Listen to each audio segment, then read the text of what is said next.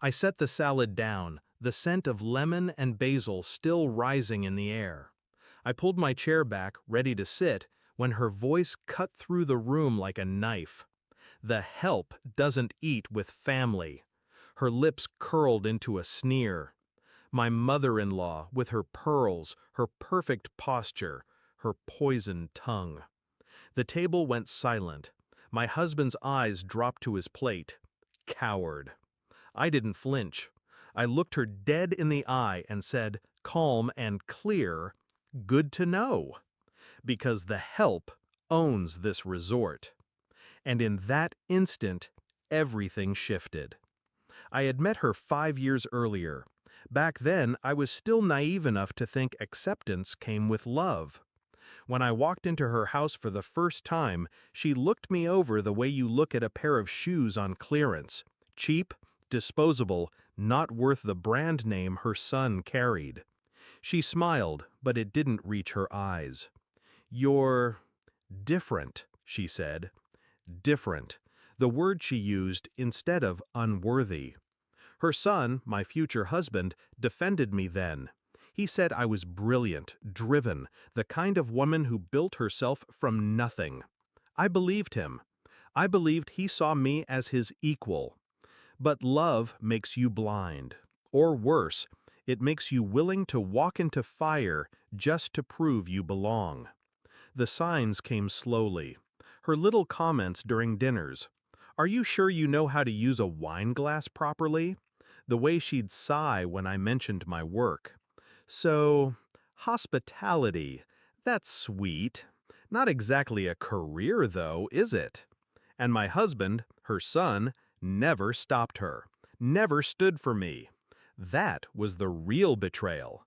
Not her words, his silence. I discovered the truth one afternoon.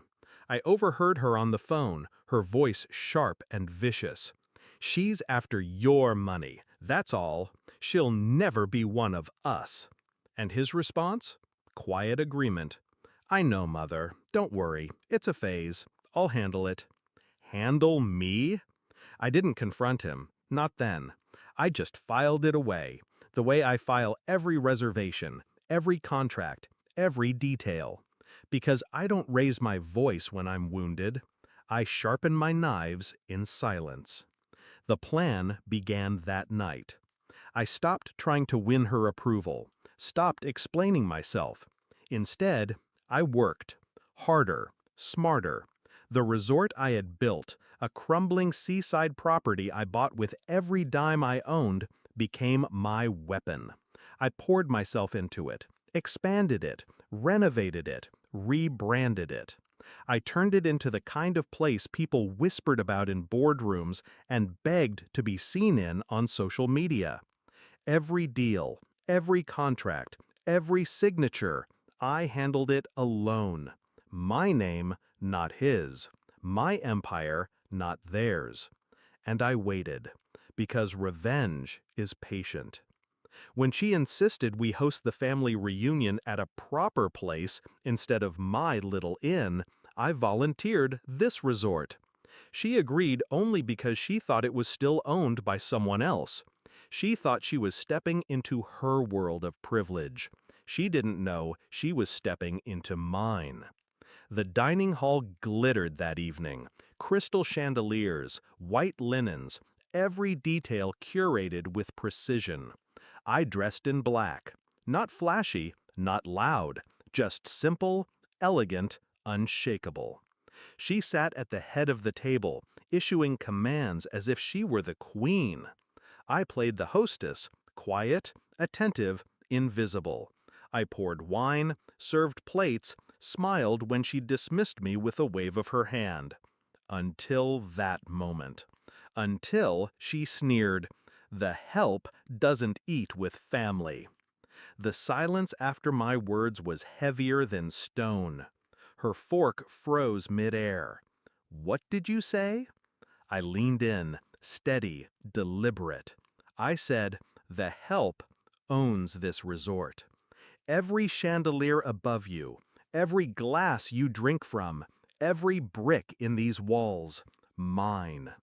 Her face drained of color. I turned my gaze to my husband. And yours, darling? Nothing. You signed it all away when you put your name on those prenups you didn't bother to read. Gasps rippled around the table. My cousins-in-law, their mouths open. My husband's jaw clenched, but his eyes told the truth. He knew. He had always known. Enjoy dinner, I said softly, sliding into my seat. After all, it's on me. She didn't speak for the rest of the night. My husband tried, later, to scold me. You embarrassed her. I laughed in his face. No, she embarrassed herself. I just handed her the bill. That was the last night we were married. Divorce followed swiftly, cleanly. The prenup protected me, stripped him bare. His mother tried to fight, of course, but she fought with money that wasn't hers. And I had built something that couldn't be touched. Now, when I walk the halls of my resort, I see her shadow everywhere. Guests smiling in the sunlit lobby, families laughing by the pool. The empire she dismissed as hospitality. She thought I was the help. She thought I was less, but she was wrong. I was the storm she never saw coming. And every time she checks into another hotel,